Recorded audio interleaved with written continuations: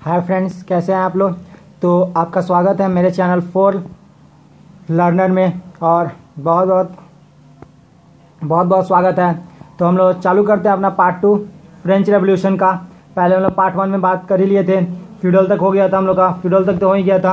अब हम लोग पार्ट 2 में आए हैं, तो पार्ट 2 स्टार्ट करते हैं। तो पार्ट 2 का पहला सब टॉपिक है हम लोग क्या भाई, द स्ट्रगल टू सर्वाइव है, नाम ही है स्ट्रगल टू सर्वाइव। तो इसमें क्या होता है कि जो फ्रेंच की पॉपुलेशन जो रहती है वो 23 मिलियन रहती है। कब 23 मिलियन रहती है कब भाई, तो 1715 में। लेकिन 1789 में क्या होता है, वो बढ़कर 28 मिलियन हो जाती है और मतलब 5 मिलियन का इजाफा होता है। ठीक है, 5 मिलियन का क्या होता है भाई, इजाफा होता है हम लोग के क्या चीज पॉपुलेशन में। 28 मिलियन हो जाती है 1789 में और 23 मिलियन रहती है 1715 में। तो होता ये है कि जो जिस हिसाब से पॉपुलेशन बढ़ता है उस हिसाब से हम लोग का जो डिमांड होता है, जिस हिसाब से पॉपुलेशन बढ़ता है उसी हिसाब से डिमांड भी बढ़ता है। आपने सुना होगा कि अगर पॉपुलेशन बढ़ेगा तो डिमांड हर एक चीज़ का बढ़ेगा, डिमांड हर एक चीज़ का बढ़ेगा तो भाई उस डिमांड को पूरा भी तो करना पड़ेगा। आप जान लीजिए, एक बात जान लीजिए कि जो पॉपुलेशन होता है वो डायरेक्टली प्रोपोगेशन होता है डिमांड के। अगर पॉपुलेशन बढ़ा है तो डिमांड अपने आप बढ़ जाता है। ठीक है, बट होता यूँ है कि प्रॉब्लम यहाँ ये आती है कि जो प्रोडक्शन होता है ना हम लोग का फूड का, वो उतनी तेजी से नहीं बढ़ पाता जितनी तेजी से हम लोग की पॉपुलेशन बढ़ती है। मतलब कि ये होता ही समझ लीजिए कि जो हम लोग का प्रोडक्शन होगा वो उतनी तेजी से नहीं बढ़ी जितनी तेजी से पॉपुलेशन बढ़ी थी। बस इतना ही जान लीजिए, यही होता है। ठीक है, तो आगे हम लोग बात करते हैं। तो उस टाइम पे ये होता है कि उस टाइम पे जो ब्रेड होता है ना वो एक नेसेसरी आइटम बन जाता है पूरे पीपुल के लिए। एक नेसेसरी आइटम होता है क्या, ब्रेड होता है। और गवर्नमेंट क्या करती है कि ब्रेड का वो दाम बढ़ा देती है। क्यों बढ़ाती है भाई, कि लो प्रोडक्शन के कारण ग्रेन का प्रोडक्शन जब लो होगा ना तो भाई अपने आप ब्रेड का दाम बढ़ाना ही पड़ेगा। अब कैसा तो नहीं हो सकता भाई कि खाने के लिए है ही नहीं और अब तुम खाना सबको बांट रहे हो, बोल रहे हो कि आओ खा लो। अब खाने के लिए है नहीं तो क्या करोगे भाई, कुछ तो इंक्रीज करोगे ना। इंक्रीज करोगे कि ऐसा करोगे भाई इंक्रीज करेंगे तो क्या होगा कि लोग कम खरीद पाएंगे। तो जिस कारण से क्या होगा भाई, ब्रेड बचा रहेगा, ब्रेड सबको मिलेगा, जिसके पास कैपेबिलिटी होगी खरीदने की वही ले पाएगा। तो यही बात थी इस कारण से क्या गवर्नमेंट ने कि ब्रेड का दाम बढ़ा दिया।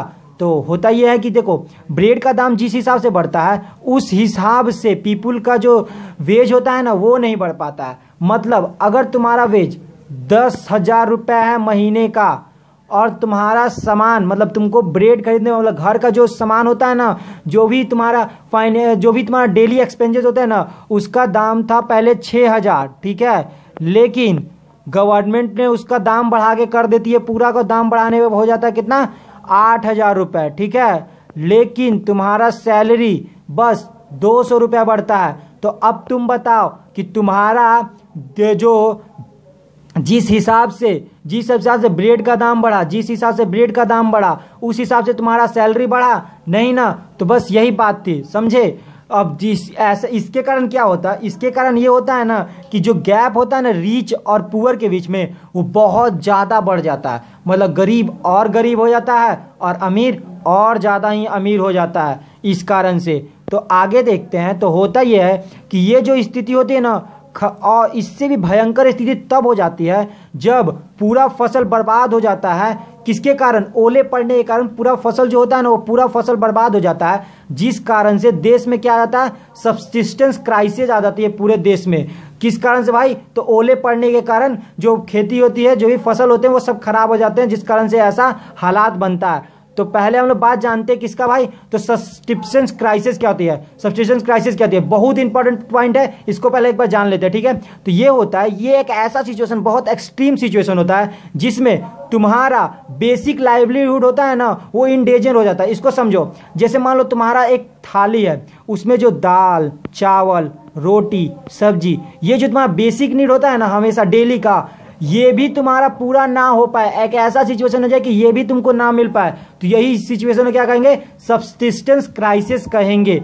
तो देखो भाई 14 जुलाई 1789 के प्रोटेस्ट का मेन कारण पता क्या था, increasing in the bread price. मैंने पहले ही बताया था, पहले के ही वीडियो में बताया था कि 14 जुलाई 1789 के प्रोटेस्ट का मेन कारण था ब्रेड प्राइस के दामों का बढ़ना। अब हम लोग आगे चलते हैं। तो एक क्वेश्चन आता है, क्या क्वेश्चन आता है भाई, कि we have no 2 reason of protest of July. कौन कौन से ऐसे रीजन है जो हम लोग जानते हैं। What was the reason, what was the 2 reason of protest of 14 July. 14 जुलाई के 2 रीजन बताओ प्रोटेस्ट के। तो पहला हम लोग लिखेंगे क्या, इंक्रीजिंग ऑफ टैक्सेस। दूसरा लिखेंगे increasing of bread price rapidly बढ़ जाना किसका, ब्रेड प्राइस का। अगर आप ये लिख देंगे आपको आराम से मार्क्स मिलेंगे, ये गारंटी मेरी है। चलिए आगे चलते हैं। तो एक अब हम लोग का नेक्स्ट टॉपिक सब टॉपिक है एक growing of middle class envisages and in to privilege. इसका मतलब जान लेते हैं। एक मिडिल क्लास का ग्रो होना किस लिए भाई, विस्तार होना, एक मिडिल क्लास का विस्तार होना, एक मिडिल क्लास का विस्तार होना सोसाइटी में किस लिए भाई, तो प्रिविलेज को खत्म करने के लिए। जो प्रिविलेज दिया रहता था ना फर्स्ट एंड सेकंड ईयर को, उस प्रिविलेज को खत्म करने के लिए एक न्यू क्लास का डेवलप होना, यही। तो इसी में बात करेंगे क्या बात करते हैं। चलिए हम स्टार्ट करते हैं अब इस टॉपिक को। तो इस टॉपिक में था कि जब पास्ट में ना जो पीजेंट और वर्कर और आर्टिसियन सब थे ना, वो पार्टिसिपेट किए थे किसमें, रिवॉल्ट में। क्यों रिवॉल्ट में पार्टिसिपेट किए भाई, टैक्स बढ़ा दिया था गवर्नमेंट ने, प्राइस ही बढ़ा दिया ब्रेड का। तो अब लोग बैठ के तो थोड़ी देखेंगे भाई कि तुम बढ़ाते चलो, अब मेरा वेज तो बढ़ ही नहीं रहा, तो क्या हम बैठ के वो लोग देखेंगे वेज बढ़ा नहीं रहे हो और दाम बढ़ाते जा रहे हो खाने का। तो वो लोग क्या किया भाई, रिवॉल्ट करना चालू कर दिए। तो रिवॉल्ट किए, तो रिवॉल्ट ऐसा नहीं किया, उनका मांग भी तो था भाई। रिवॉल्ट में वो चाहते बस लड़ने नहीं जाना था, उनको मांग था, वहां मांग रहे थे कुछ। क्या मांग रहे थे, उनकी चाहत थी, क्या चाहत थी कि वो सोसाइटी में चाहते थे चेंज आए। सोसाइटी में क्या है, चेंज आए। कैसा, इकोनॉमिकली और सोशली। जो third state, first state, second state, इस समय जो बटा हुआ था ना, वो सब नहीं चाहिए था। दूसरा कि जो गरीब अमीर का जो था ना रिलेशन, वो भी इनको नहीं चाहिए था। उनका मानना था सब एक समान रहे, कोई प्रिविलेज नहीं मिले, कुछ नहीं मिले, ठीक है।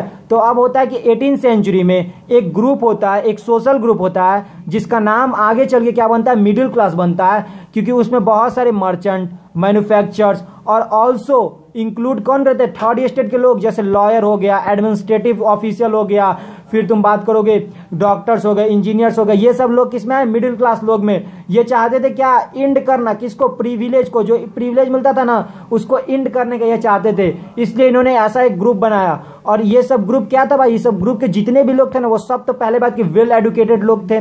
दूसरा चीज वो क्या था, उनका बिलीफ क्या था कि सोसाइटी में जो भी प्रिविलेज मिलता है ना लोगों को, वो खत्म कर दिया जाए। जो भी जन्म से प्रिविलेज मिलता है ना, वो सब खत्म कर दिया जाए, ठीक है। आगे हम लोग बात करेंगे दिस आइडिया, इस आइडियाज को क्या था भाई, ये आइडिया किस पे बेस्ड था, तो ये पूरा आइडिया किस पे बेस्ड था, तो फ्रीडम पे, इक्वल लॉ पे, अपॉर्चुनिटी फॉर ऑल, इन सब पे बेस्ड था। वे आर पुट बाय फिलोसफर। और ये सब को कौन आगे बढ़ा रहा था भाई, तो कोई तो इसको आग देगा ना, बातों को आग तो देने का कोई तो काम करेगा ना। तो उस समय आग देने का काम करते थे फिलोसफर, जिनमें से 2 फिलोसफर मेन है। हम लोग को उनके बारे में जानना बहुत जरूरी है। क्वेश्चन पूछता है, 1 मार्क्स में पूछ सकता है ये क्वेश्चन, इसलिए जान लीजिए। John Locke and John Jacques Rousseau, Jean Jacques Rousseau, ये 2 फिलोसफर थे। तो चलिए हम लोग इनके बारे में जान लेते हैं, ये फिलोसफर कौन थे, क्या किए। तो ये फिलोसफर, पहले ही फिलोसफर थे जॉन लॉकी। इन्होंने एक बुक लिखा था जिसमें 2 ट्रीटीज ऑफ गवर्नमेंट लिखी थी। इसमें इन्होंने बताया था कि हम लोग को रिफ्यूज कर देना चाहिए। क्या रिफ्यूज करना चाहिए भाई, उनका मानना था कि राजा का बेटा राजा नहीं बनेगा। पहली बात तो इसको रिफ्यूज करो यार, राजा का बेटा राजा नहीं बनेगा। दूसरा चीज क्या, ये जो किंग का शासन है ना उसको हटाओ और डेमोक्रेसी को ला यार। किंग विंग राजा नहीं बने, मतलब मोनार्च को हटा देना था, समझे। उनका मानना ये था कि ये सब हटा दिया जाए, कि भाई जो राजा का बेटा है वो राजा नहीं बनेगा। और दूसरा क्या भाई, कि राजा का जो प्रथा है ना, राजा का जो शासन चल रहा है मोनार्ची, इसको हटा के डेमोक्रेसी को लाया जाए, ठीक है। अब हम लोग नेक्स्ट का बात करते हैं। हम लोग नेक्स्ट का बात करते हैं। नेक्स्ट क्या भाई, जैन जैक्विस रॉसे। इन्होंने क्या किया भाई, इन्होंने जो भी आइडिया था ना उसको फॉरवर्ड करते हुए अपना एक आइडिया दिया। वो सब तो आइडिया को फॉरवर्ड कर ही रहे थे, ऊपर से वो अपना आइडिया दिए थे। क्या आइडिया दिए थे ये भी जान लेते हैं। तो उन्होंने कहा था कि एक ऐसा गवर्नमेंट हो, एक ऐसा गवर्नमेंट बने जो किसके बने, पीपल्स और रिप्रेजेंटेटिव के कॉम्बिनेशन से मिला जुला बने। पीपल्स क्या करे भाई, अपने रिप्रेजेंटेटिव को चुने। मतलब सीधा शब्द में कहा जाए ना तो डेमोक्रेसी ये भी चाहते थे। इनका ही मानना डेमोक्रेसी में था। इतना झंझट, मतलब सीधे देखोगे डेमोक्रेसी चाहते थे, मतलब क्या डेमोक्रेसी चाहते थे कि भाई लोग ही अपने रिप्रेजेंटेटिव को चुने, बस ये चाहते थे लोग वो, ठीक है। तो हम लोग आगे बात करते हैं। ये तो हो गया जीन जैकोस रॉसी के बारे में एक और थे भाई, उनका नाम था मोटेस्क्यू थे। उन्होंने क्या दिया भाई, उन्होंने एक स्पिरिट ऑफ लॉ दिया। इनका भी बहुत अच्छा था, स्पिरिट ऑफ लॉ था। ये भी डेमोक्रेसी पे ही था, तो इसमें भी डेमोक्रेसी ही वो चाहते थे। क्या चाहते थे इसमें कि कोई भी अकेला राजा, मतलब पूरा पावर तो किसके पास रहता था, राजा के पावर रहता था।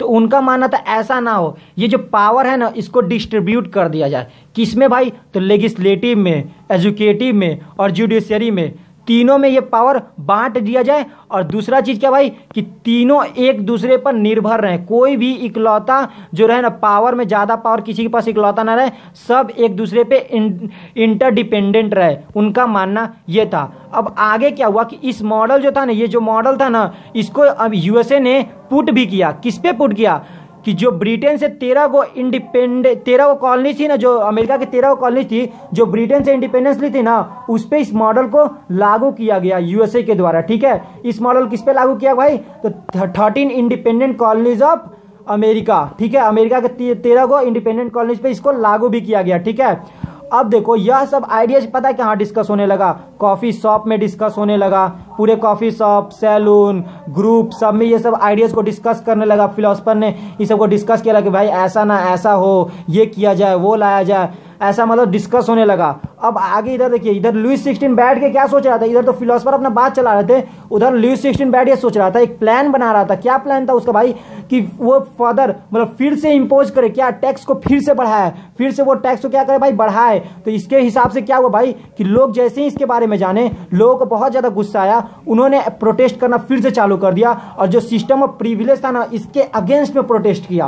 पूरा इनका प्रोटेस्ट किसके था, तो अगेंस्ट में था। किसके, तो प्रिविलेज के अगेंस्ट में था। उन्होंने पूरा उनका प्रोटेस्ट प्रिविलेज के अगेंस्ट में था, और टैक्स के अगेंस्ट में भी था, और प्लस किसका, जो प्राइस ऑफ ब्रेड जो बढ़ा था उसके अगेंस्ट में भी था। तो अब हम लोग नेक्स्ट वीडियो में आगे की बात करेंगे, पार्ट 3 में। तो पार्ट 3 का आप लोग वेट करिए, कल तक वो भी आ जाएगा।